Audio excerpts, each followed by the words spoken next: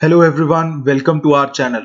In this video, we'll be discussing various aspects of historical underpinnings of Indian Constitution. चलिए भारतीय संविधान के इतिहास में जाते हैं, थोड़ा सा गहराइयों में उतरते हैं. This is the sixth lecture. आप सबसे अनुरोध है कि अगर आपने पहले 5 लेक्चर्स नहीं देखे हैं तो मेक श्योर कि आप पांचों के पांचों लेक्चर जरूर देख के आइएगा. हमारी सीरीज हॉट एंड रनिंग है. आज हम सिक्स्थ लेक्चर में बात करेंगे. This is a next level. ये एक अलग लेवल है. अभी तक जो हमने पहले 5 लेक्चर्स में कवर किया वो अलग चीजें थी. आगे अब जो हम कवर करने जा रहे हैं ये थोड़ा डिफरेंट लेवल है. कारण क्या है कि यहाँ आकर there is a birth of a federation and council reforms के ऊपर हमने फोकस करना शुरू कर देना है. To maximise the benefit out of these sections, आप सबसे अनुरोध है कि हमने जिस तरीके से हिस्ट्री को डिवाइड किया है उसी तरीके से, उसी मैनर में, स्पेसिफिक तरीके से जो आपको cost to benefit ratio maximise करके दे सके उसे आपको फॉलो करना चाहिए. A timeline of landmark events that define India's constitutional history. तो 1773 से लेके 1813 और उसके बाद 1858 तक का हम ऑलरेडी देख चुके हैं. आज हमने जो कवर करना है दैट इज 1861 का इंडियन काउंसिल्स एक्ट. आज हम यहीं तक कवर करेंगे. इसके आगे का हम नेक्स्ट सेशन के अंदर कवर करेंगे. देखिए, जब भी आप रिवाइज करने लगे तो आपने ये तीनों के तीनों एक्ट्स को एक साथ पढ़ना है, रिवाइज एक साथ करना है. कारण क्या है कि इन सब में बहुत सारी सिमिलैरिटीज हैं. ऐसी बहुत सारी टर्म्स हैं जो ये सारे के सारे काउंसिल्स एक्ट जो हैं एक साथ आप अगर करेंगे तभी क्लियर होती हैं. चलिए शुरुआत करते हैं आज के सेशन की. First of let's talk about the Indian councils act 1861. इसको शुरू करने से पहले इसकी बैकग्राउंड समझनी बहुत जरूरी है. 1857 की रिवोल्ट के बाद सर सैयद अहमद खान ने ब्रिटिश गवर्नमेंट को एक पर्चा भेजा, एक पैम्फलेट भेजा जिसका नाम था the causes of Indian revolt. The causes of Indian revolt में उन्होंने ये बात कही कि इंडियन नेशनल्स को आपने इंडियन एडमिनिस्ट्रेशन में इंक्लूड क्यों नहीं किया. आपने नहीं किया. The failure of Britishers to admit Indians into the legislative councils. Bharat के लेजिस्लेटिव काउंसिल्स के अंदर, भारत के पुरातन पार्लियामेंट के अंदर आपने, क्योंकि उनको संसद के अंदर आपने उनको इंक्लूड नहीं किया, इस वजह से the failure has led to the revolt of 1857. हमारी आजादी की 1857 की लड़ाई में ये मेजर रीजन रहा. This prevented them from having any say in government policies that touched them directly and was the major cause behind the revolt. So ये बात कही सर सैयद अहमद खान ने. ये बात बहुत जरूरी है. इसके ऊपर प्रीलिम्स में सवाल आ सकता है. इस पैम्फलेट के नाम के ऊपर सवाल आ सकता है. सर सैयद अहमद खान के ऊपर सवाल आ सकता है. Now revolt of 1857 ended an era and sowed the seeds of new one. ये पिछला एरा क्या था, इसके लिए आपसे अनुरोध होगा कि आप फिफ्थ सेशन को जरूर देखिएगा, हमारा फिफ्थ लेक्चर जरूर फॉलो कीजिएगा. एंड बाकी के लिए आप, मैं बता रहा हूं आपको कि 1857 के बाद जो है there was a great divide between the two landmark in history of India. Bharat के कॉन्स्टिट्यूशनल हिस्ट्री में ये एक वाटरशेड मूवमेंट था.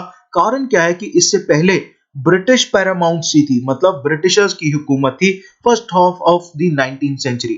1800 से लेके 1850 तक ब्रिटिशर्स का दबदबा था. और धीरे धीरे सेकेंड हाफ के अंदर भारत का अपना नेशनलिज्म, अपना भारत का खुद का जो कह लीजिए राष्ट्रवाद है वो जन्म ले लेता है. इंडियन नेशनलिज्म जन्म ले लेता है. चलिए अब शुरुआत करते हैं. सबसे पहले देखते हैं Indian councils act of 1861. Indian councils act of 1861, इसके सेलिएंट फीचर्स क्या हैं. दोस्तों, जिस तरीके से मैं आपको ये चीजें करवा रहा हूं ये आपको कहीं और नहीं मिलेगी. मैं आप सबसे अनुरोध कर रहा हूं कि या तो आप इन सब के नोट्स बना लें या इस वीडियो को बार बार रेफर करते रहिएगा. रीजन भी कि जो चीजें आप, फॉर एग्जांपल लेट्स से कि आप लक्ष्मीकांत फॉलो करते हैं, राइट. लेट्स से कि आप स्पेक्ट्रम फॉलो करते हैं. लेट्स से कि आप डीडी बासु फॉलो करते हैं, या फिर डीडी बासु भी नहीं करते तो आप कह लीजिए कि एस सी कश्यप, सुभाष सी कश्यप फॉलो करते, और वो भी नहीं करते तो आप मान लीजिए NIOS का मटेरियल फॉलो करते हैं. या अगर आप वो भी नहीं करते तो आप इग्नू का मटेरियल फॉलो करते हैं. अगर आप वो भी नहीं करते तो आप तमिलनाडु की NCERTs फॉलो करते हैं. एंड अगर आप वो भी नहीं करते हैं तो नरेंद्र कुमार जो हमारी कॉन्स्टिट्यूशनल लॉ की बुक है नरेंद्र कुमार, वो आप फॉलो करते हैं। तो अगर आप इन सब में से कोई भी चीजें फॉलो करते हैं तो मैं आपको कहना चाहता हूं कि इसके अलावा भी इंटरनेट नाम का एक सोर्स होता है, इंटरनेट है ना। तो ये सारे के सारे सोर्सेज कवर करने के बाद एक होलिस्टिक तरीके से मैं आपको सारी की सारी चीजें वीडियो सेशंस में प्रोवाइड कर रहा हूं। आपको मेरी तरफ से ये गारंटी है कि अगर आप ये सीरीज को फॉलो करते हैं, तहे दिल से फॉलो करते हैं, तो आप चाहे यूपीएससी हो, चाहे जुडिशरी हो, चाहे किसी भी प्रकार का गवर्नमेंट एग्जाम हो, आपका एग्जाम में कहीं पे भी अगर हिस्टोरिकल अंडरपिनिंग से, इंडियन कॉन्स्टिट्यूशनल हिस्ट्री से, इंडिया की हिस्ट्री ऑफ कॉन्स्टिट्यूशन से अगर सवाल आता है तो वो कभी भी गलत नहीं होगा और वो इन नोट्स के बाहर नहीं आएगा। ये गारंटी मैं आपको दे रहा हूं। तो अगर इस गारंटी के साथ आगे चलते हैं तो आपको डेफिनेटली फायदा होगा। चलिए शुरुआत करते हैं सेलिएंट फीचर्स के साथ। सबसे पहले जो इंडियन काउंसिल्स एक्ट है उसके हमें समझना होगा कि इट वाज बेसिकली, इसमें हुआ क्या, जो 1858 का गवर्नमेंट ऑफ इंडिया एक्ट था, वो 1858 का गवर्नमेंट ऑफ इंडिया एक्ट कुछ खास चीजें कर नहीं रहा था। उसकी वजह से हमें क्या करना पड़ा, जो भारत के काउंसिल्स थे उनमें रिफॉर्म्स की जरूरत थी। सो बेसिकली जो ये काउंसिल्स एक्ट हैं, जो 1858 के गवर्नमेंट ऑफ इंडिया एक्ट के प्रोमिसेस हैं, वो रिफॉर्म्स में तब्दील करके ही ये हमारे काउंसिल्स एक्ट हमारे भारत के अंदर कुछ संवैधानिक ढांचे को बदलने की कोशिश कर रहे थे। सबसे पहले बात करते हैं लेजिस्लेटिव काउंसिल की, दैट टू वाइसरॉय का लेजिस्लेटिव काउंसिल। सबसे पहले वाइसरॉय के लेजिस्लेटिव काउंसिल की बात करेंगे, फिर उसी के एग्जीक्यूटिव काउंसिल की बात करेंगे, फिर धीरे धीरे करके हम जाएंगे प्रोविंसेस की ओर, प्रोविंसेस की ओर लास्ट में जाएंगे। इसी तरीके से जिस प्रोसेस से मैं आपको करा रहा हूं, यही प्रोसेस सही तरीका है। नाउ वाइसरॉय के लेजिस्लेटिव काउंसिल की अगर हम बात करें तो आपको 4 कैटेगरीज में मेंबर्स को बांट दिया गया। पहला था एक्स ऑफिशियो मेंबर्स। अब आपको पता है कि जब भी नाम में ऑफिशियो आ जाए तो एक्स ऑफिशियो का मतलब कोर्ट ऑफ डायरेक्टर से निकलकर आने वाले मेंबर्स। फिर उसके बाद नॉमिनेटेड ऑफिशियल्स, ऐसे ऑफिशियल्स जो कि कोर्ट ऑफ डायरेक्टर्स अपॉइंट करते थे। नाउ एक्स ऑफिशियो मेंबर्स तो वो हो गए जो, सॉरी यहाँ पे कोर्ट ऑफ डायरेक्टर्स नहीं, यहाँ पे आना है by virtue of their office, by virtue of their office. मतलब आप मान लीजिए जैसे आप चीफ जस्टिस ऑफ इंडिया हैं, तो अभी रिसेंटली मेरे स्टूडेंट ने मुझसे सवाल पूछा था तो मैंने उनको बताया कि NALSA, national legal service authority जो है, नालसा, इसका पेट्रन इन चीफ जो है उसको चीफ जस्टिस ऑफ इंडिया जो है वो ex officio patron in chief बनाया जाता है। तो चीफ जस्टिस ऑफ इंडिया को जब पेट्रन इन चीफ बनाते हैं तो इसका मतलब ये है जो भी चीफ जस्टिस ऑफ इंडिया होगा वही नालसा का पेट्रन इन चीफ बन जाएगा। तो ये होता है एक्स ऑफिशियो मेंबर्स। उसी हिसाब से नॉमिनेटेड ऑफिशियल्स हो गए कोर्ट ऑफ डायरेक्टर्स के द्वारा appointed, company east India company के द्वारा नामांकित। उसके बाद नामांकित नॉमिनेटेड नॉन ऑफिशियल्स, यहां पे था जहां पे भारतीयों को जगह मिली नॉमिनेटेड नॉन ऑफिशियल्स में। फिर थोड़ा सा एलिमेंट ऑफ पॉपुलैरिटी भी इंक्लूड किया जहां पे इलेक्टेड मेंबर्स वर इंक्लूडेड। ठीक है जी। तो Indians as non official members include किए गए, जिसको नॉमिनेट किया जाता था, इनको नॉमिनेट किया जाता था वाइसरॉय के काउंसिल के अंदर। तो इस तरीके से काउंसिल को एक्सपैंड किया। देखिए लेजिस्लेटिव काउंसिल, एग्जीक्यूटिव काउंसिल का डिफरेंस मैं फिर से आपको बता रहा हूं। ये तो हो गया है हमारे वाइसरॉय, ये हो गया वाइसरॉय का एग्जीक्यूटिव काउंसिल, और ये हो गया वाइसरॉय का लेजिस्लेटिव काउंसिल। तो ये डिफरेंस अगर आपको याद है तो आपको बहुत आसानी हो जाएगी ना। बस expansion was at both levels, ऐसा नहीं था कि सिर्फ सेंटर में था, प्रोविंशियल लेवल्स पे भी एक्सपेंशन की गई थी, लेकिन it maintained the majority of official members in the central legislative council आज भी।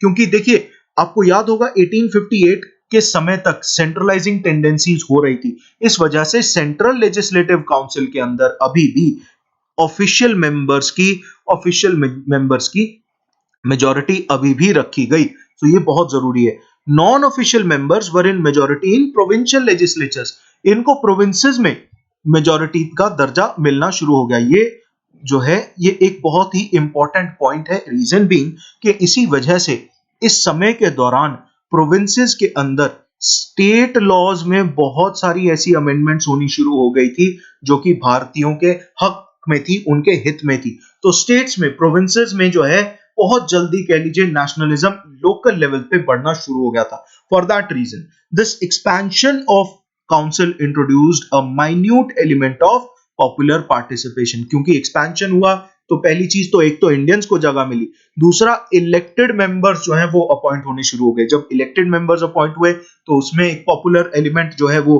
पॉपुलर पार्टिसिपेशन जो है उस तरीके का कह लीजिए कि एक नया एंगल मिलता है भारत के संवैधानिक ढांचे को, उस समय के संवैधानिक ढांचे को। नाउ 1862 के अंदर लॉर्ड कैनिंग थे उस समय के वाइसरॉय या कह लीजिए गवर्नर जनरल। 1862 के अंदर उन्होंने 3 भारतीयों को नॉमिनेट किया सेंट्रल लेजिस्लेटिव काउंसिल के अंदर। पहले थे महाराजा ऑफ पटियाला, दूसरे sir Dinkar Rao of Gwalior and तीसरे थे राजा ऑफ बनारस। ये तीनों वही लोग थे जिन्होंने 1857 की रिवोल्ट के अंदर ब्रिटिशर्स को मदद की थी। इसी वजह से उनको अपीज करने के लिए ये सीट्स दी गई थी। Now this act introduced a system of separate and discriminatory electorates for returning the representatives to the council. Separate electorates का एक कह लीजिए एलिमेंट यहां पे इंट्रोड्यूस होता है, सेपरेट इलेक्टोरेट्स। जहां पे कैसे मैं बताता हूं, सेपरेट और डिस्क्रिमिनेटरी इलेक्टोरेट्स। ये वो सेपरेट इलेक्टोरेट्स नहीं है अभी जिसकी हम बात करेंगे, वो अलग से है, वो ये है। यहां पे मैं बात करूंगा, अलग से नाम बताऊंगा, लेकिन अभी इन जनरल अगर मैं बात करूं तो इन जनरल सेपरेट और डिस्क्रिमिनेटरी इलेक्टोरेट्स जो थे वो इंट्रोड्यूस किए गए थे। कारण क्या था कि क्वालिफिकेशन बताई गई थी एक इलेक्टोरेट की, which was based on income, property and education. जो तो इनकम है किसी की एक लेवल से ऊपर, किसी के पास कुछ प्रॉपर्टी है या फिर वो एजुकेटेड है, तभी वो वोट डाल सकता है, which differed from region to region and community to community. इस वजह से रीजनल बेसिस पे भी डिस्क्रिमिनेशन हुई, कम्युनिटी के बेसिस पे भी डिस्क्रिमिनेशन चलती रही। तो 1861 का काउंसिल एक्ट जो है इतना कोई बढ़िया काम नहीं करके गया, उसने और ज्यादा रिफ्ट पैदा करने की कोशिश की। Central councils electorates they were divided into following basis. पहला क्लास था, फिर कम्युनिटी, आप किस कम्युनिटी को बिलोंग करते हैं। अगर आपका इंटरेस्ट है, यहाँ पे इंटरेस्ट के अंदर लेबर क्लास या कह लीजिए आप इंडस्ट्री को बिलोंग करते हैं या किसी और चीज को बिलोंग करते हैं, आप कौन से स्ट्रेटा को बिलोंग करते हैं, तो यहाँ पे आ जाता था इंटरेस्ट के अंदर। और सिमिलरली क्लास के अंदर आ जाता थे various classes, rich and poor वगैरह, और उसके बाद कम्युनिटीज में जात पात भी होता था, सब कुछ होता था। एंड सेपरेटली एक नई एंट्री ऐड की, that is Muslims. Muslims was the newly added category, all others were existing already. ये सारी कैटेगरीज यहां तक ये पहले भी एग्जिस्ट कर रही थी, लेकिन ये मुस्लिम्स की जो कैटेगरी है, ये कैटेगरी ये अभी रिसेंटली 1861 के इंडियन काउंसिल्स एक्ट के तहत ऐड की गई थी। नाउ अब इस पूरे लेजिस्लेटिव काउंसिल का फंक्शन क्या था। देखिए हमने दोस्तों ऐसा देखा है कि पहली चीज तो हमने ये देखी कि 4 कैटेगरीज में बटे थे, और उसके बाद हमने ये देखा कि 4 तरीके से इन कैटेगरीज को, इलेक्टोरेट्स को बांटा गया था। तो वो 4 तरीके थे, class, community, interest and Muslims. चलिए आगे देखते हैं हम लेजिस्लेटिव काउंसिल के फंक्शंस किस तरीके से डिफाइन किए गए थे। Now it empowered the viceroy to make rules for more convenient transaction of business in the councils. The councils के अंदर बेहतर तरीके से वाइसरॉय जो है अपना फंक्शन जो है अदा कर पाए, या कह लीजिए कि ट्रांजैक्शन ऑफ बिजनेस मतलब रोजमर्रा की जो कामकाज है वो इजीली हो सके, उसके लिए रूल्स बनाता था viceroy. It empowered the members to discuss budget. अच्छा, बजट डिस्कस करने की पावर दी। मूव रेजोल्यूशंस बिफोर, ये वर्ड बहुत इंपॉर्टेंट है, before it was finally approved. इससे पहले कि बजट फाइनली अप्रूव हो, उसको डिस्कस करने का अधिकार दे दिया, उस पर रेजोल्यूशन पास करने का अधिकार दे दिया मेंबर्स को।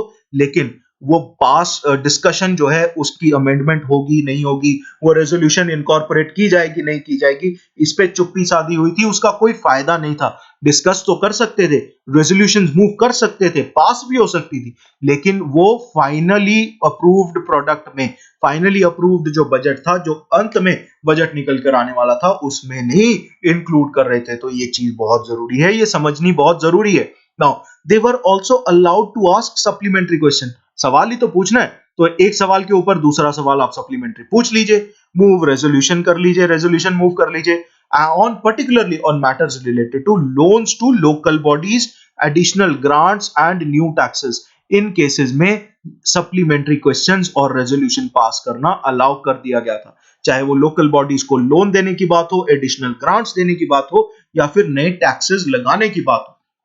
तो इतना अधिकार दे दिया था। It also extended to the members the right to discuss matters of public interest. जनहित में जो भी मुद्दा है, जो भी इशू है, उसको डिस्कस करना काफी बड़ी चीज नहीं है, लेकिन फिर भी भारतीयों के लिए ये एक कह लीजिए फुट इन द डोर था। जहां पे दरवाजा बंद हो रहा था, वहां पे भारतीयों का जैसे पैर हमने फंसाया और अपनी जगह बनाई धीरे धीरे करके। तो basically right to discuss matters of public interest के जरिए बहुत सारे भारतीयों ने, जो कि लेजिस्लेटिव काउंसिल का हिस्सा बने बाद में, तो उन लोगों ने भारत के लोगों के इंटरेस्ट, उनका हित जो है लेजिस्लेटिव काउंसिल के सामने रखा। And adopt resolutions demand a division on them. Demand a division on them मतलब अपना मत रखने की बात कही, but the resolution adopted was not binding. जैसा कि मैंने पहले भी बोला कि it was not binding on them. कोई भी रेजोल्यूशन पास कर लीजिए, उसका कोई फर्क नहीं पड़ता था। Its functions were strictly limited to legislation. साफ तौर पे बोल दिया कि जो लेजिस्लेटिव काउंसिल है भैया, नाम में लेजिस्लेटिव है, तो ये लेजिस्लेटिव काउंसिल सिर्फ और सिर्फ लेजिस्लेशन ही बनाएगा। The act forbade the transaction of any other business। किसी भी और प्रकार का बिजनेस जो है वो ट्रांजैक्ट नहीं कर सकता था। मतलब executive function, commercial functions for example, particularly commercial functions नहीं होल्ड कर सकता था, सिर्फ और सिर्फ लेजिस्लेट कर सकता था on certain matters. Now let's talk about the executive council. दोबारा से वो डायग्राम बना रहा हूं, ये हो गया वाइसरॉय, ये हो गया वाइसरॉय का एग्जीक्यूटिव काउंसिल, ये हो गया लेजिस्लेटिव काउंसिल।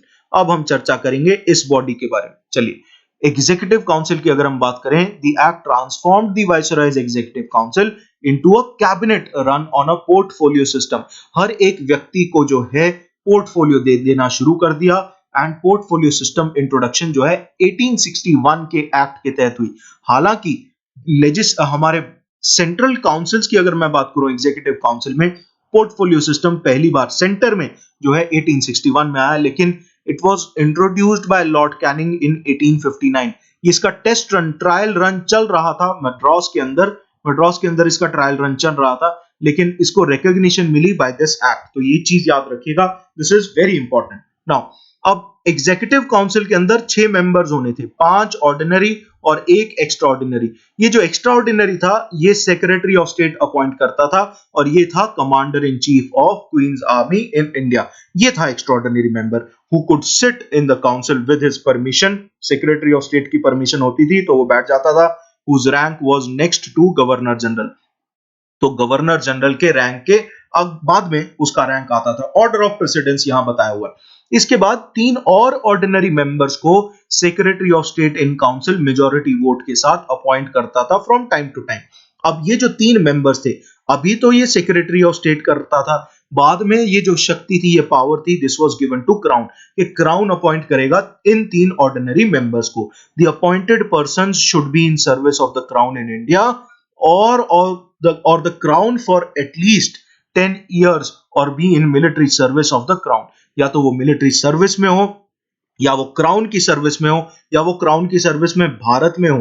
अगर क्राउन की सर्विस में है तो कम से कम 10 साल होने चाहिए, 10 इयर्स में होने चाहिए, या फिर उन्होंने मिलिट्री सर्विस दी हुई है क्राउन को। ऐसे में he was not suppose to hold any military command or employed in actual military duty during his continuance in the office as a member of council।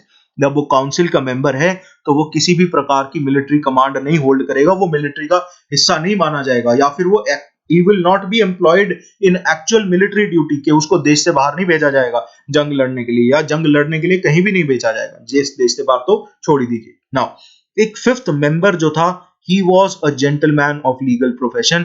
ये जो चीज चल रही है, ये प्रथा चली आ रही है 1833 के गवर्नमेंट ऑफ इंडिया एक्ट से, जहां पे हमारे पहले लॉ कमीशन के चेयरमैन बने थे लॉर्ड थॉमस बैबिंगटन मैकॉले। तो वही प्रथा अभी भी चली आ रही है। 5th मेंबर जो था वो लीगल मेंबर था, लॉ मेंबर था, एक ज्यूरिस्ट था, who must have been a member of faculty of advocates in Scotland। या तो वो स्कॉटलैंड के फैकल्टी ऑफ एडवोकेट्स। ये फैकल्टी ऑफ एडवोकेट्स क्या है? ये और कुछ नहीं है, जिस तरीके से आप बार काउंसिल ऑफ इंडिया या bar council of your state उसके मेंबर बनते हैं अगर आप लॉ करते हैं, तो उसी तरीके से आप फैकल्टी ऑफ एडवोकेट्स स्कॉटलैंड के अंदर मेंबर बन सकते थे। या फिर आपने कम से कम 5 साल, at least 5 years of standing as a barrister के तौर पे काम किया हुआ है, appointed from time to time by her majesty. यहाँ पे क्वीन जो है अपॉइंटमेंट देती थी लॉ मेंबर को। जो लॉ मेंबर है उसको क्वीन अपॉइंट करती थी। ये बहुत इंपॉर्टेंट एस्पेक्ट है। देखिए, एक्स्ट्राऑर्डिनरी मेंबर को कौन अपॉइंट कर रहा है? सेक्रेटरी ऑफ स्टेट, और उसके बाद ये समझिए कि बाकी के 3 ऑर्डिनरी मेंबर्स को secretary of state in council appoint कर रहा है, तो हो गए 4। पांचवा मेंबर हो गया आपका लॉ प्रोफेशन वाला, इसको अपॉइंट करती थी क्वीन।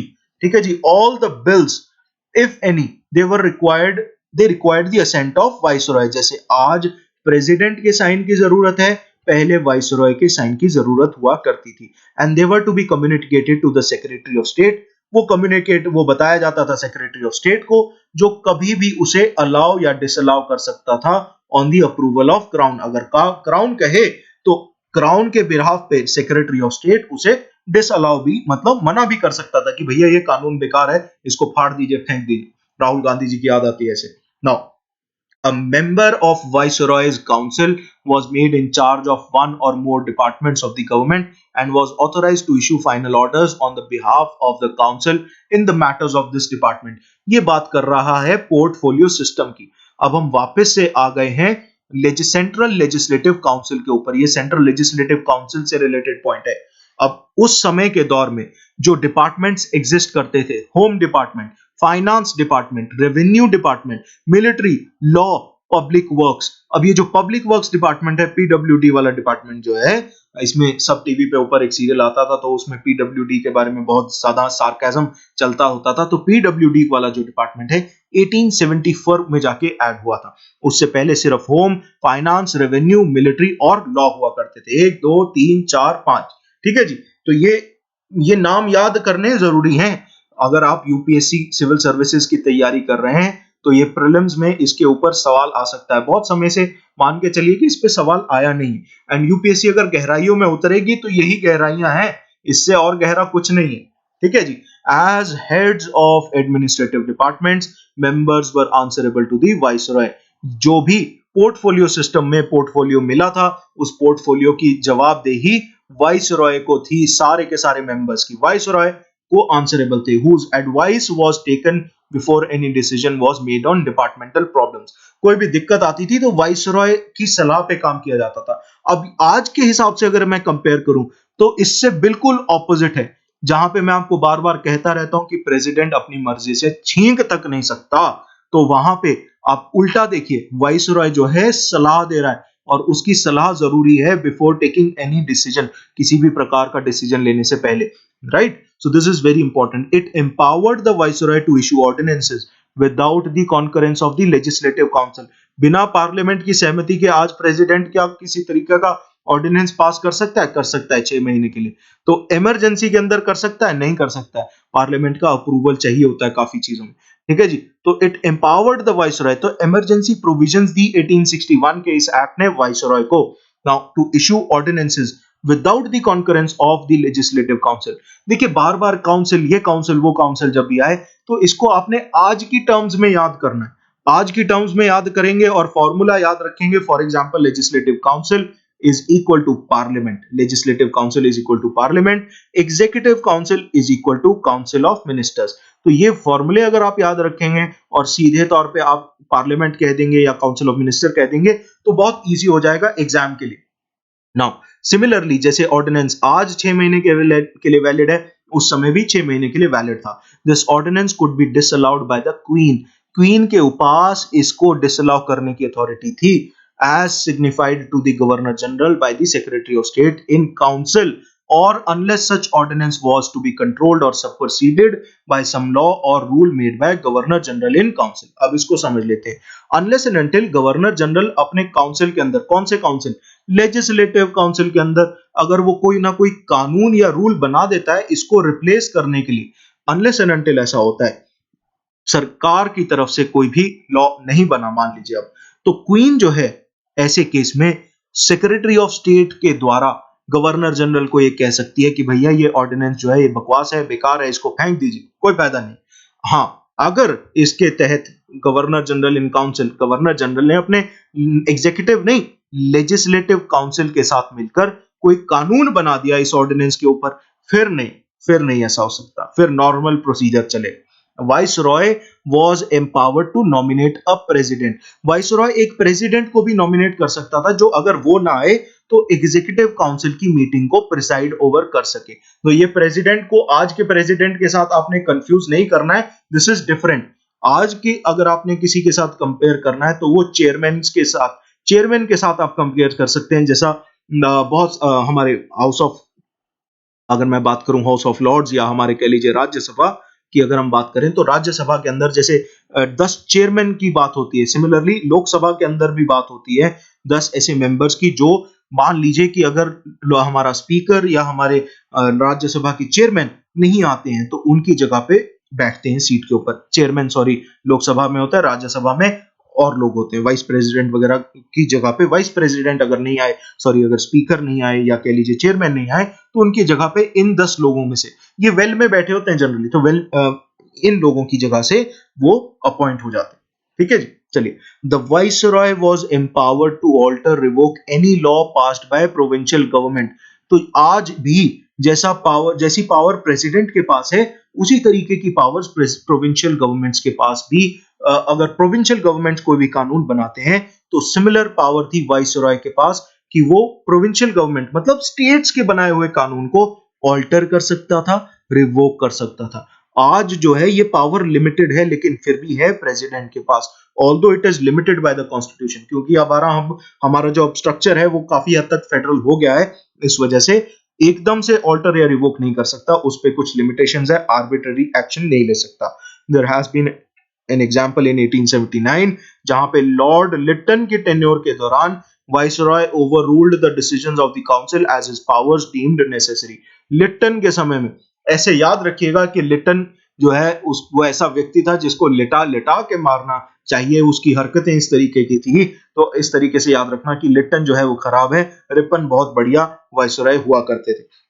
तो इस तरीके से याद रखना कि लिटन ने अपने समय में बहुत सारे ऐसे मेजॉरिटी डिसीजंस को ओवररूल किया है अपनी मर्जी से। 1879 का वो दौर था। चलिए, अब बारी है प्रोविंशियल काउंसिल्स की। Let's talk about provincial councils. I hope आपको लेजिस्लेटिव काउंसिल्स और एग्जीक्यूटिव काउंसिल जो कि सेंटर में थे, उनका एक बेसिक नुक्ता आपको समझ आ गया हो। आप दोस्तों, ऐसा है कोई भी डाउट्स हो तो प्लीज कमेंट सेक्शन में पूछ लीजिएगा। और हाँ, अगर वीडियो पसंद आ रहा है तो लाइक जरूर कीजिएगा, शेयर कीजिएगा अपने दोस्तों के साथ, एंड मेक श्योर कि आप हमारे चैनल को सब्सक्राइब जरूर कीजिए, क्योंकि हम इसके अलावा भी बहुत सारी चीजें कवर करते हैं। जैसे हम पॉलिटी थ्रू एनसीईआरटीज कवर कर रहे हैं, उसका लेक्चर भी एक दिन के अंदर आपको मिल जाएगा। We are covering polity through NCERTs. We are also covering daily news analysis, जहां पे हिंदू एडिटोरियल का एनालिसिस आपको डेली बेसिस पे मिल रहा है। We are covering important issues, important topics, weekly current affairs. हमारी मैपोलॉजी सीरीज भी चल रही है। मैपोलॉजी सीरीज में आप बेसिक्स ऑफ ज्योग्राफी कवर करेंगे। मेक श्योर कि आप चैनल को सब्सक्राइब कीजिए ताकि आपको इसी तरीके का फ्रेशली मेड कंटेंट आपको प्रोवाइड हो सके। देखिए दोस्तों, हमारी एक ही गारंटी है, वो ये है कि अगर आप कोई भी टॉपिक हमारे चैनल से उठाते हैं तो उस टॉपिक के ऊपर उस वीडियो के अलावा आपको किसी और चीज की जरूरत ना पड़े, ये हमारा आपसे वादा है। चलिए, प्रोविंशियल काउंसिल्स की अब बात कर लेते हैं। प्रोविंशियल काउंसिल्स की अगर हम बात करें, the act initiated a process of decentralisation. अभी तक जैसा कि मैंने आपको बताया है, और आपने अगर पिछले वीडियो लेक्चर्स देखे हैं तो आपको पता होगा कि 1858 तक सेंट्रलाइजेशन बढ़ती रही और इसके बाद डिसेंट्रलाइजेशन होनी शुरू हो गई। ये जो डिसेंट्रलाइजेशन होनी शुरू हुई 1858 के बाद, इसका फायदा सीधे तौर पर भारत की नेशनलिज्म को हुआ, भारत के राष्ट्रवाद को बहुत सीधे तरीके से फायदा हुआ, क्योंकि बहुत सारे कानून थे जो स्टेट जो है बदलने शुरू हो गए। और स्टेट्स में क्योंकि प्रोविंशियल लेवल पे भारतीयों की जो एंट्री है वो ज्यादा होनी शुरू हो गई थी, पर्टिकुलरली 1937 में ये कल्मिनेट हुई थी। तो इस वजह से भारत के संविधान के इस मोड़ पर, इस पड़ाव पर भारतीयों का जो राष्ट्रवाद था उसको बहुत फायदा होना शुरू हो गया था। प्रोविंशियल काउंसिल्स में क्या हुआ इस एक्ट के अंदर, वो देख लेते हैं। पहली चीज तो ये कि डिसेंट्रलाइजेशन का प्रोसेस रिस्टोर होना शुरू हो गया। It restored the legislative powers to the presidencies of Bombay and Madras, जो कि पहले छीन ली गई थी। नाउ गवर्नमेंट ऑफ बॉम्बे और Madras they were also given powers of nominating the advocate general. ये एडवोकेट जनरल का जो पॉइंट है ये बहुत ढूंढ के मैंने रखा है, मेक श्योर कि आप इस पॉइंट को ध्यान से नोट कर लें। एडवोकेट जनरल जो है बॉम्बे और मद्रास की सरकारें जो है अपॉइंट करती थी। प्रोविंसेस के लेजिस्लेटिव काउंसिल्स के अंदर कम से कम 4 और हद से हद 8 they were to hold the office for 2 years. तो 4 से लेके 8 मेंबर्स होने थे और 2 साल की टेन्योर बना दी गई थी। Half of them were to be non officials and they should never be less than 1/3।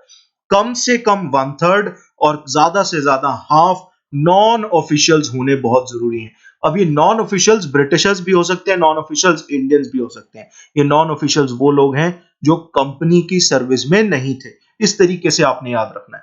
तो 4 से 8, 2 साल और not less than 1/3, maximum half. ठीक है जी। It provided for the establishment of new legislative councils. कहां कहां पे? बंगाल में, नॉर्थ वेस्टर्न फ्रंटियर प्रोविंस में, पंजाब में 1862, 1866, 1897 में यहां पे प्रोविंसेस लेजिस्लेटिव काउंसिल की स्थापना होनी शुरू हो गई। 1862 में बंगाल में, नॉर्थ वेस्टर्न फ्रंटियर प्रोविंस की अगर हम बात करें तो 1866 में पंजाब में बना, 1897 के अंदर।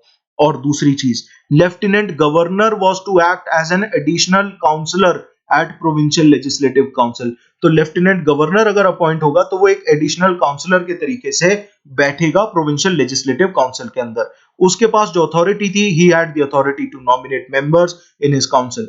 तो लेफ्टिनेंट गवर्नर का भी काउंसिल हुआ।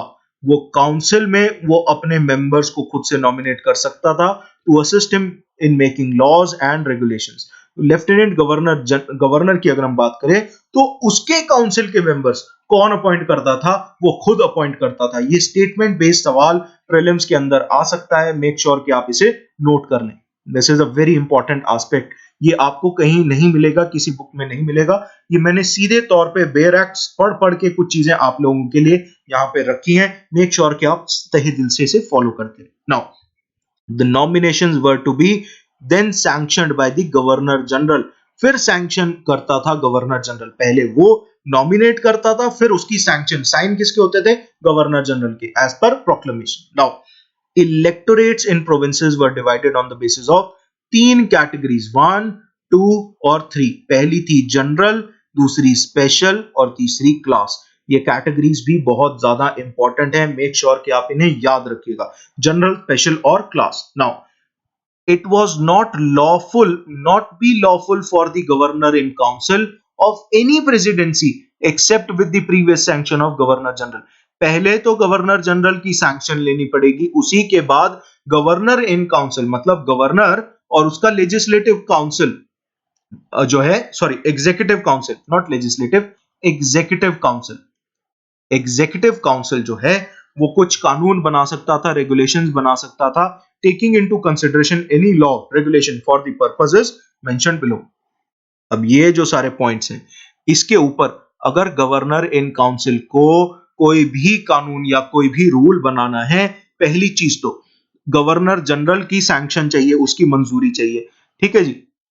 और दूसरा, अब ये देख लेते हैं कि कौन कौन से कानून affecting the public debt in India. अगर पब्लिक डेट, सरकारी कर्ज के ऊपर कोई भी रूल, लॉ, रेगुलेशन बनानी है तो, या फिर कस्टम ड्यूटीज लगानी है या टैक्स ड्यूटीज इंपोज करनी है on the authority of India for general purposes of such government, regulating any current coin, issue of any bills या फिर नोट्स और एनी अदर पेपर करेंसी। इस मामले में भी देखो, ये और कुछ चीज नहीं है, ये बेसिकली बता रहा है कि ये सारे मुद्दे जो हैं यूनियन लिस्ट का पार्ट है। ये सारे मुद्दे यूनियन लिस्ट का पार्ट है, लेकिन क्योंकि हम अलग प्रकार के फेडरल स्ट्रक्चर को उस समय जी रहे थे, तो इसमें गवर्नर जनरल की अथॉरिटी के बाद गवर्नर्स इन काउंसिल कुछ कानून बना सकते थे। Regulating the convergence of letters by the post office और messages by electric telegraph.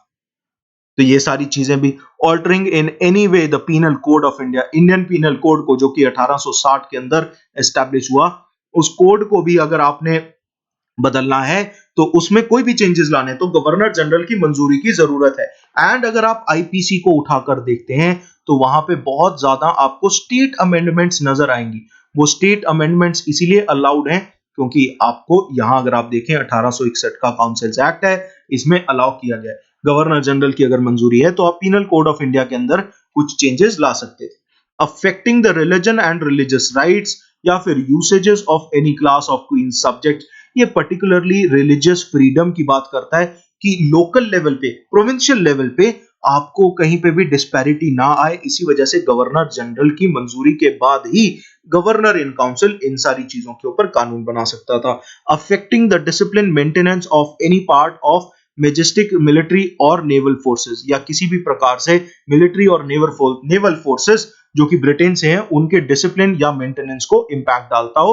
Regulating patents and copyrights, देखिए बहुत जरूरी बात है।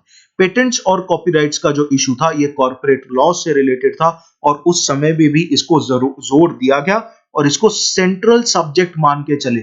सेंट्रल सब्जेक्ट, आज ये मुद्दा जो है यूपीएससी के अंदर बहुत बड़ा हो गया है, इंटेलेक्चुअल प्रॉपर्टी राइट्स का मुद्दा।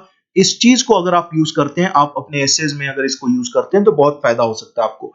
If affecting the relation of government with the foreign princess and states, जहां पे भारत के अंदर प्रिंसली स्टेट्स के साथ जो भी भारत की सरकार, जो उस समय की सरकार थी, उसके ताल्लुकात थे इंडियन प्रिंसेस के साथ, या इंडियन प्रोविंसेस के साथ भी ना कहें तो फॉरेन प्रिंसेस के साथ भी, तो उसके ऊपर गवर्नर्स इन काउंसिल कानून तो बना सकते थे, लेकिन गवर्नर जनरल की मंजूरी जरूरी थी।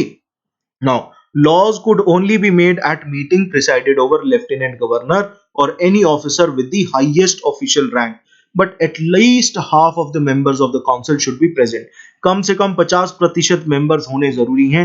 ये बेसिकली बताता है कि कोरम क्या है। कोरम मतलब कि कितने परसेंट लोग आने जरूरी हैं।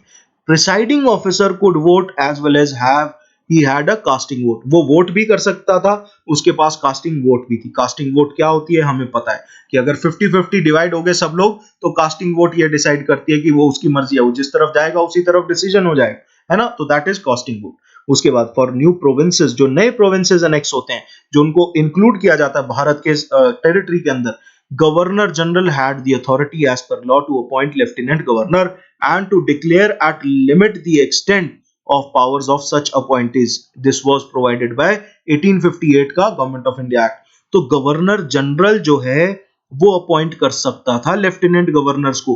कोई भी नई टेरिटरी अगर एक्वायर होती थी सरकार के द्वारा भारत के अंदर, तो उसके ऊपर लेफ्टिनेंट गवर्नर बिठाने का पावर थी गवर्नर जनरल के पास, और ये पावर निकल कर आती थी 1858 के गवर्नमेंट ऑफ इंडिया एक्ट के थ्रू। If vacancy were to happen in the office of governor general of India, no provisional successor available, तो ये भी जो लिमिट है, ये भी बात जो है इसमें बोला गया कि with in a few minute months, मान लीजिए कि उसके लिए 6 महीने का समय दिया गया, 6 महीने के अंदर अंदर गवर्नर जनरल को अपॉइंट करना है। मैं यहां पे लिखना भूल गया, I am sorry, but yes 6 months का समय दिया गया था गवर्नर जनरल को अपॉइंट करने के लिए। एंड उसमें भी ये प्रोविजन थी कि कोई और गवर्नर, चाहे वो बॉम्बे का है चाहे मद्रास का है, एज सेक्रेटरी ऑफ स्टेट जो है वो डिसाइड करे बॉम्बे या मद्रास, वो अपॉइंट किया जा सकता था as a successor for the time being. For the time being appoint किया जा सकता था। बंगाल का गवर्नर हो वो अपॉइंट किया जा सकता था। ठीक है जी, तो ये प्रोविजन थी। तो अगर गवर्नर जनरल ऑफ इंडिया की पोस्ट खाली थी तो लोकल गवर्नर्स को उस सीट में बिठाने का प्रावधान था, और इसकी अथॉरिटी थी क्राउन की। और वो क्राउन कैसे एक्ट करता था? Through secretary of state, secretary of state के थ्रू एक्ट करता था। तो ये चीजें बहुत इंपॉर्टेंट है, ये नोट करते रहिएगा, अपने नोट्स बनाते रहिएगा। चलिए आगे चलते हैं, आगे की provisions. As per this act there was no distinction between central and state subjects, कोई डिस्टिंक्शन ही नहीं थी, है ना, तो ये बहुत जरूरी चीज है समझना। नाउ इसके अलावा the central government dealt with the subjects like public debt, finance, post office, telegraph, religion etcetera. वहीं this devolution policy resulted in the grant of almost complete internal autonomy to the provinces in 1937, जैसा कि मैंने पहले भी बोला था। Freedom of religion was ensured by Government of India Act 1858. This was proved by this act. जहां की मैंने आपको यहाँ पे एक पॉइंट बताया था जहां पे रिलीजियस राइट्स और फ्रीडम के बारे में, यूसेजेस के बारे में चर्चा की गई। Powers were given to Governor General to introduce, entertain any motion relating to religious rights, usages and of queen subject in India. Any such motion required a previous sanction of Governor General. तो president की authority के बिना, governor general की authority के बिना इसके ऊपर कोई भी डिसीजन नहीं लिया जा सकता था। तो यही चीजें ये इंपॉर्टेंट है। अब देखिए यहाँ पे एक चीज बोली गई कि there was no distinction between central and state subjects. फिर उसके बाद ये बोला कि ये सारे सब्जेक्ट्स अलग हुए, सेंट्रल गवर्नमेंट के पास थे ये सारे सब्जेक्ट्स। तो एक चीज समझिए कि यहाँ पे ये कहने का भावार्थ ये है कि एक्ट के अंदर अलग से कहीं पे भी कोई लिस्ट डिफाइन नहीं की गई। There was no list which was defined, इसी बात को यहाँ पे बोला जा रहा है। Now a similar procedure was to be followed on the matters of public debt, revenue of India, discipline, maintenance of military, naval relations of government with foreign princes and states। जहां पे क्वीन के subjects की अगर हम बात करें तो उसमें आप पंगा नहीं ले सकते, लेकिन गवर्नर जनरल की अथॉरिटी बनाई गई इस केस के अंदर भी। Now governor general in council was not interested, ये बहुत इंपॉर्टेंट पॉइंट है कि गवर्नर बेसिक स्ट्रक्चर बता दिया। आज जो केशव नंद भारती ने बताया है 1973 के अंदर, 1861 के अंदर बेसिक स्ट्रक्चर डॉक्ट्रिन एग्जिस्ट करती थी। किस फॉर्म में एग्जिस्ट करती थी ये देख लीजिए कि गवर्नर जनरल इन काउंसिल, कोई भी लेजिस्लेटिव काउंसिल जो है गवर्नर जनरल का, उसके पास पावर्स नहीं है टू मेक लॉज और regulations which affected any of the provisions और repealed any of the portions of the following. आप पोर्शन में भी उसको रिपील नहीं कर सकते थे, उसको खत्म नहीं कर सकते थे। पहला 1833 का गवर्नमेंट ऑफ इंडिया एक्ट। अब ये act government of India act क्यों ऐसा है इस लिस्ट में इंक्लूडेड? बिकॉज इसमें सेंट हेलिना को ब्रिटिश टेरिटरी डिक्लेयर किया गया था, इस वजह से इसको इंक्लूड किया गया। सिमिलरली 1854 का एक्ट है और उसके बाद 1858 का गवर्नमेंट ऑफ इंडिया एक्ट है। 1858 के गवर्नमेंट ऑफ इंडिया एक्ट की अगर हम बात करें तो 1858 का government of India act basically it is a precursor, ये बेसिक फाउंडेशन है 1861। 1861 तो रिफॉर्म्स हैं, काउंसिल रिफॉर्म्स हैं, है ना, और वो रिफॉर्म्स निकल कर किसके लिए आ रहे हैं? 1858 की वजह से। तो 1858 को भी छेड़ा नहीं जा सकता था। There were so many provisions in 1861 के काउंसिल एक्ट जो कि 1858 के एक्ट को ही इंप्लीमेंट करने की बात करते थे। Any act enabling secretary of state in council to raise money in UK for the government of India, जो सेक्रेटरी ऑफ स्टेट के पैसा रेज करने के तरीके पे रोक लगाए वो भी नहीं आप कर सकते हैं। Act for punishing mutiny, desertion in queen's army या फिर Indian forces, but subject to provisions of 1833 का 73 section respecting the Indian articles of war. India के आर्टिकल्स ऑफ वॉर को आप रिस्पेक्ट करेंगे, बस उसके अलावा अगर कोई भी म्यूटनी होती है या डिजर्शन होती है क्वीन की आर्मी में या इंडियन फोर्सेस में, तो उसको पनिशमेंट से रिलेटेड कोई भी कानून है तो वो गवर्नर जनरल इन काउंसिल उसके ऊपर हाथ नहीं लगा सकता। Provisions of any act passed in the ongoing session of the parliament, वहां यूके के अंदर जो कि भारत की टेरिटरीज में रहने वाले लोगों के बारे में कोई भी कानून पास होता है पार्लियामेंट के द्वारा, उसको नहीं छेड़ सकता गवर्नर जनरल, क्योंकि वो पार्लियामेंट की अथॉरिटी में पास हुआ है। गवर्नर जनरल पार्लियामेंट से ऊपर नहीं है। Any order, law, rule, regulation which may affect the authority of parliament and rights of east India company, ये देख लो, मैंने बोला था ये कंपनी पीछा नहीं छोड़ेगी, ये एंड तक पीछा नहीं छोड़ेगी, आप देख लेना। तो ईस्ट इंडिया कंपनी के किसी भी अधिकार को छीने या कोई भी ऐसा रेगुलेशन हो जो असर डाले, कोई भी अथॉरिटी ऑफ पार्लियामेंट को असर डाल दे, वो रेगुलेशन लॉ जो है नल एंड वॉइड हो जाएगा। तो आप समझ रहे हैं कि ये सारे के सारा जो प्रोविजंस हैं, ये सारी की सारी प्रोविजंस यहाँ जो दी गई हैं, ये बेसिक स्ट्रक्चर डॉक्ट्रिन जैसी नहीं लग रही हैं, काफी हद तक वही लग रही है ना। तो this is basically the basic structure of Indian constitution during 1858 से लेके 1909 तक। ये बेसिक स्ट्रक्चर डॉक्ट्रिन यहाँ पे अप्लाई हो सकती है। This is just an example. देखिए दोस्तों, ऐसा है कि जिस तरीके से मैं कंपेयर करके चल रहा हूं, ये कंपैरिजन बहुत जरूरी है। एसेज में यूज होता है, आंसर राइटिंग में यूज होता है। मेक श्योर कि आप इन चीजों के नोट्स बनाते रहें। इफ एनी मेंबर, कोई भी मेंबर अगर एब्सेंट होता है 6 महीने से ज्यादा समय के लिए, he was not allowed to retain his offices. तो ये चीज, ये प्रोविजन आज भी पार्लियामेंट के अंदर एग्जिस्ट करती है कि अगर आप 6 महीने तक नहीं अटेंड करते हैं कोई भी मीटिंग, तो आपको डिस्क्वालीफाई किया जा सकता है। स्पीकर की अथॉरिटी है इसके अंदर। ठीक है जी, चलिए आगे चलते हैं। अब इस सेशन को अंत करते हुए थोड़ा सा इसमें बेसिक समझ लेते हैं that this act is a great experiment, एक बेसिक एक्सपेरिमेंट है। Secretary of state for India sir Charles Wood ने ये बात कही that everything is changing in India is obvious enough and that the old autocratic government cannot stand unmodified is undisputable। कि अब ये जो autocratic government है, जो सारा का सारी पावर्स जो अपने पास रखती थी, अब वो unmodified निकल ले, ऐसा नहीं हो सकता, दिस इज अनडिस्प्यूटेबल कि उसको मॉडिफाई करना ही पड़ेगा। It should be a matter of concern that a contemporary event where in world's first oil well, दुनिया का पहला ऑयल वेल डिस्कवर हुआ पेंसिल्वेनिया स्टेट के अंदर, and rise of socialism against the monarchs, 1870s के आसपास की ये बात है। उसी समय में we needed to regain the trust of Indians. This was not mere a newfound love for the subjects but has to be seen in a wider perspective, wider aspect. ये चीज आपको समझनी जरूरी है। ये चीज मैंने लिखी हुई है, ये मेरे अपने शब्द हैं, बोल वो रहे हैं, शब्द हमारे हैं, ऐसा राइट। तो ये चीज आपको समझनी है कि बाहर देश के, भारत के देश के बाहर सोशलिज्म बढ़ रहा था, और क्योंकि यूके जो है एक कैपिटलिस्ट स्टेट था, कैपिटलिज्म के ऊपर बेस्ड था, इस वजह से उनको खतरा मंडरा रहा था कि कहीं सोशलिज्म का जो परचम है अगर वो इंडिया के अंदर लहराना शुरू हो जाएगा तो उनके ताज पर जो है खतरा मंडरा सकता है।